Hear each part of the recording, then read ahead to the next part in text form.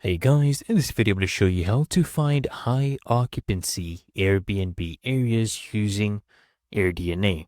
First things first, you want to of course come to the AirDNA website, go to the home page.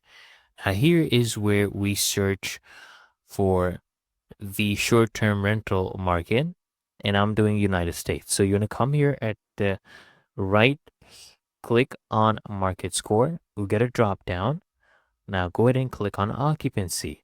And what it will do, it will go ahead and sort it by occupancy. So now we'll see the highest rated occupancies up here. And as we go down, the occupancy would continue reducing.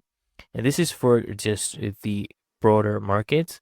And if you come click on submarkets, you'll see specific locations right here, which have a high occupancy rate over the last 12 months. And it's really, really that easy and simple.